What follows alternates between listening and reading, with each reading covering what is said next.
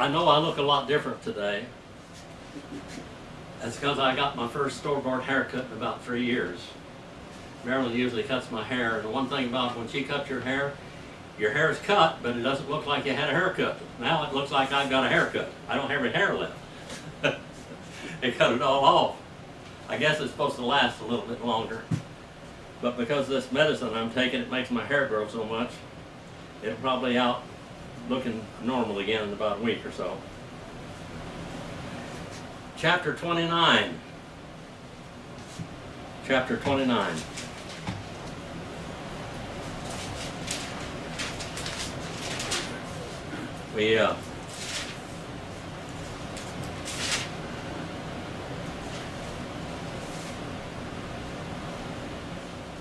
Now the Philistines gathered together all their armies to Aphek, while the Israelites were camping by the stream which is in Jezreel.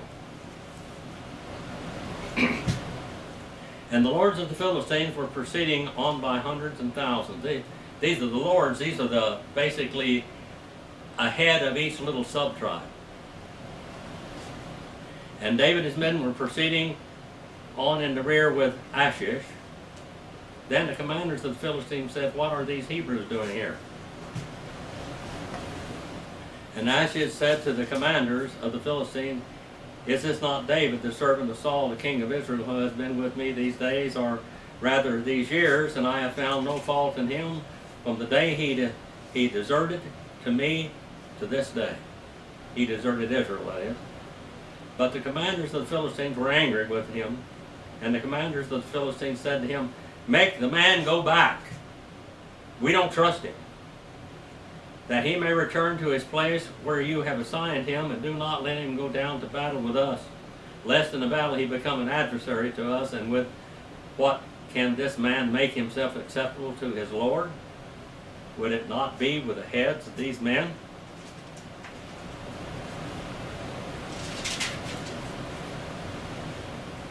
Is this not David, whom they sang the dances, saying, "Saul has slain his thousands, and David his 10,000. Then Achish called David and said to him, "As the Lord lives, you have been upright, and you're going in and you're going out, and you're coming in with me, and the army pleasing in my sight, for I have not found evil in you from the day of your coming to me to this day. Nevertheless, you are not pleasing in the sight of the lords," of these what they were is kind of like chiefs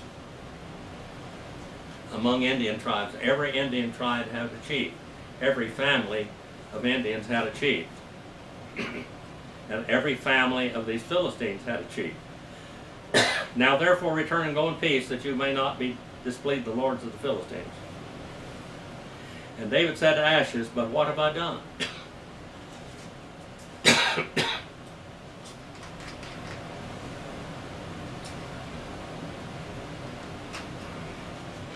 What have I done? What have you found in your servant from the day that I came before you to this day, that I may not go out and fight against the enemies of my lord the king?" And Achish answered and said to David, "I know that you're pleasing in my sight. You're like an angel of God. Nevertheless, the commanders of the Philistines have said he must go up. He must not go up with us in battle. And now, then, arise early in the morning with your servants of your Lord, who come with you, and as soon as you have arisen early in the morning, and have light leave, depart, and go back home." So David rose up early, and his men to depart in the morning and return to the land of the Philistines, and the Philistines went up to Jezreel. And when it happened, when David and his men came to Ziklag on the third day, the Amalekites had made a raid on the Negev in Ziklag, and have overthrown Ziklag and burned it with fire. And they took captive the women, and all who were in it, both small and great, without killing anyone, and carried them off and went their way. And David and his men came to the city, and behold, it was burned with fire. and their wives and their sons and their daughters had been taken captive. And David and the people who were with him lifted up their voices, and they wept there, and there was no strength in them to weep. Now David had two wives that had been taken captive, Ahinoam the Jezreelitess, and Abigail, the widow of Nabal the Carmelite. Whomever David was greatly distressed because of the people spoke of stoning him, for all the people were embittered, each one because of his sons and his daughters, and David strengthened himself in the Lord his God, in Jehovah Elohim. And David said to Abiathar the priest, the son of Ahimelech, please bring me the ephod. So Abiathar brought in the ephod to David, and David inquired of the Lord, saying, shall I pursue this band? Shall I overtake it? And he said to him, pursue, for you shall surely overtake it, and you shall surely rescue every one, each and every one. Each and every individual is what it says. So David went, he and 600 men who were with him, and came to the brook Besor, where those left behind remained. And David pursued, he and his 400 men, for 200 who were too exhausted to cross the brook Besor remained behind. Now they found an Egyptian in a field, and brought him to David, and gave him bread, and he ate, and they provided him water to drink. And they gave him a piece of a fig cake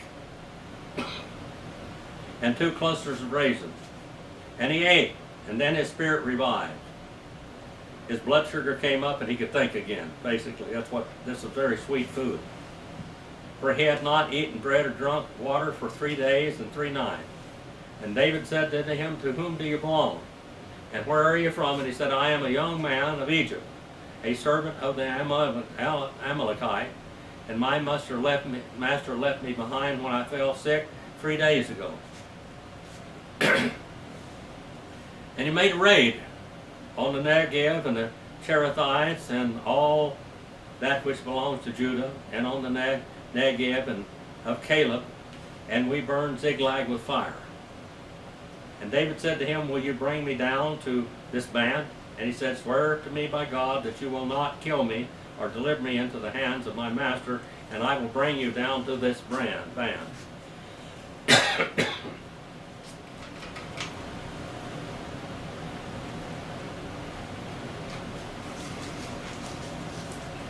Got a little asthma today because of the cats I got the other day. I've been too close to them, and they give me asthma.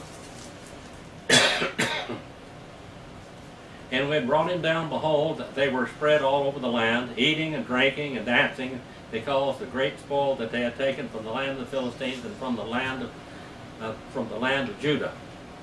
And David slaughtered them from twilight until evening of the next day, and not a man of them escaped, except 400 young men who rode on camels and fled. So David recovered all the Amalekites, and had taken and rescued his 2 wives. But nothing of theirs was missing, whether small or great, sons or daughters, spoil or anything that they had taken for themselves. David brought it all back. And David had captured all the sheep and the cattle, which the people drove ahead of the other livestock, and they said, this is David's spoil. When David came to the 200 men, who were too exhausted to follow David, he had also been left at the brook Besor, and they went out to meet David and to meet the people who were with him, and David approached the people and greeted them. When David came to the 200 men, then all the wicked and worthless men among whom went with David answered and said, because they did not go with us, we will not give them any of the spoil, for we have recovered every one, every man, his wife, and his children, and that they may lead them away and depart. Then David said, you must not do so. My brothers, with what the Lord has given us, who has kept us and delivered us into our hand, the band that came out against us. Now, David is not taking the honors of the battle himself. He said the Lord gave these people into our hands. And these men that were too tired to go on, they were too exhausted, because God gave the battle into our hands. It wasn't you really that did it. It was God. And these men are my men, and they are worthy of a reward also. David said, "You must not do so, my brothers. The Lord has given us, who has kept us and delivered into our hand the band that came up against us, and he who will listen to you in this matter, for as his share is who goes down to the battle, so shall his share be who stays at the baggage. They shall share alike."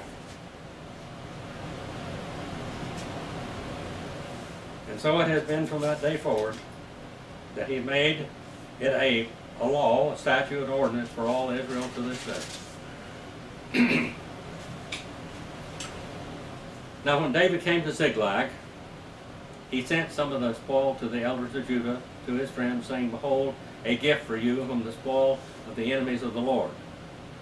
And to those who were in Bethel, and to those who were in Ramoth, and those of the Negev. The Negev, by the way, it just means the south country. That means like Southern California. And those who were in Jeter, and those who were in Eror, and those who were in Siphmoth, and those who were in Estol-Meol, and those who were in Rakal, and those who were in the cities of the Jerahmeelites, and those who were in the cities of the Kenites, and to those who were in Hamath, and those who were in Borashan, and those who were in Athok, and those who were in Hebron. What do you remember about Hebron now? What do you remember about Hebron? Hebron is the place where Abraham's tomb is. And Hebron is the place where the giants dwelled in the land. The giants, the Nephilim. And Caleb and Joshua said, "Give me that mountain. I will take it. And I'll take those giants also." And to all the places where David himself and his men had accustomed to go.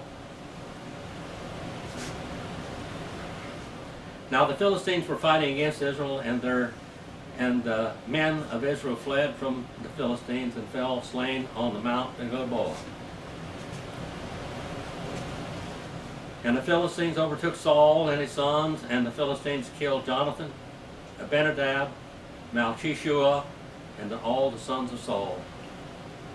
And the battle went heavily against Saul, and the archers hit him. Now we're talking about God's judgment, God's judgment, God's justice. And the archers hit him, and he was badly wounded by the archers. Then Saul said to his armor bearer, "Draw your sword and pierce me through with it, lest these uncircumcised come and pierce me through and make sport of me." But his armor bearer would not, for he was greatly afraid, so Saul took his own sword and fell on it. He killed himself.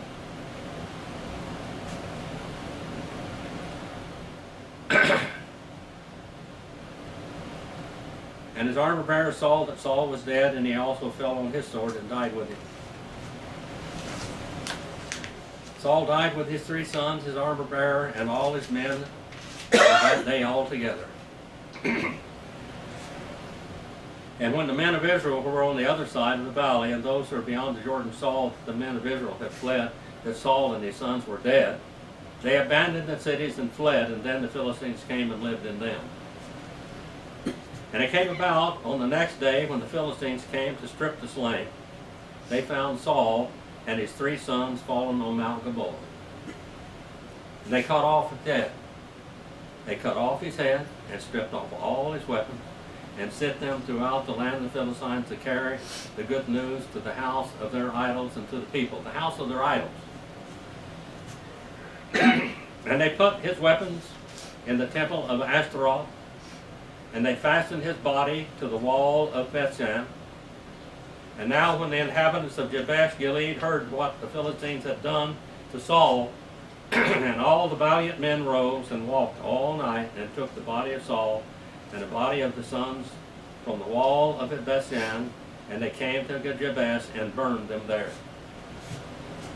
And they took their bones and burned them under the tamarisk tree in Jabesh, and fasted for 7 days. They fasted for 7 days. Now, God's judgment, God's decision.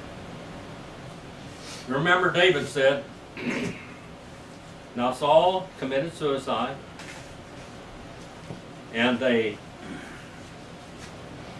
his sons were killed. Saul's armor bearer committed suicide also, because they didn't want to fall alive into the hands of these people. Now when they took and they placed his armor and everything on the wall in the pagan temple, it was anathema. Anathema. Ana means up and thema means the place up. Now when you took a person's body, or whatever they did in these pagan temples, and they did some weird things in those temples, when they placed it upon the wall, it could never be redeemed. That's what we got the word anathemized, anathema. When the Catholic Church anathemized something, they can't be redeemed. You know, they're lost forever. They took Saul's body and Jonathan's body and all of them, they put them in these pagan temples so that their bodies could never be redeemed, but so they would be damned. As far as they were concerned, they would be damned in the future. They could never be buried or anything like that. They would be damned, anathemized. And their gods would watch over their souls in torment. Now they took the bodies down and they cremated them. And they took them and they buried them under the tamarisk tree in Jabesh and fasted 7 days. This is quite a story here. God's judgment. God took care of Saul. But Saul and many innocent people died too. Because of Saul's bad decisions he had made in the past, his children died. Jonathan, his son that was so much in love with David. He loved David. They watched over each other. And we're going to find out that David keeps his covenant with Jonathan after he dies. He said, I will save one of your children. And he does, and we'll see that in one of the future classes. God decided when Saul would be dead. Saul disguised himself. Now, in another place, it tells us that there was a soldier there. Saul had his armor on, and his armor was on, and he was dressed up just like a soldier. He wasn't dressed up like the king. So they didn't know who he was, didn't know where he was. And this soldier just took an arrow, and he shot it in the air. And God guided that arrow, and it hit in the seam of his armor, and went through into his body, and basically gave him a fatal wound. He wasn't going to live, he was going to die. He was still alive, and still alive enough to say, kill me with your sword. I don't want to fall into the hands of these people that they will make sport of me. They'll put my eyes out, they'll cut my tongue out, they'll cut my ears off, they'll spit in my face, they will burn me, they will torture me. I would rather die of my own sword than to be killed by them. And the armor bearer said he wouldn't do it. Now another place the armor bearer said he did.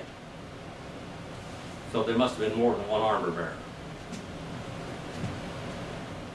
God's judgment was that Saul would die on that mountain that day. Sometimes the innocent die with the guilty. And that's what happened with Jonathan. And David mourns greatly over both of them. He mourns greatly.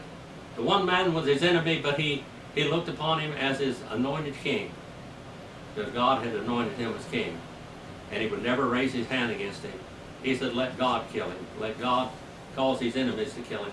And God guided that missile, that guided missile that was shot into the air to where it dealt a deadly blow to Saul, even though he disguised himself and he wore as much armor as he could put on. He got between the joint of the armor. You can't ever hide from God. God's judgment. Not going to happen. Saul couldn't do it no matter what he did. Even he consorted with witches. Dealing with witches. Which he wasn't supposed to do. But God brought it upon him and his sons. Our Father, help us learn from these lessons that you give us in the Old Testament. Please forgive us where we fail you. Forgive me when I fail you. In Jesus'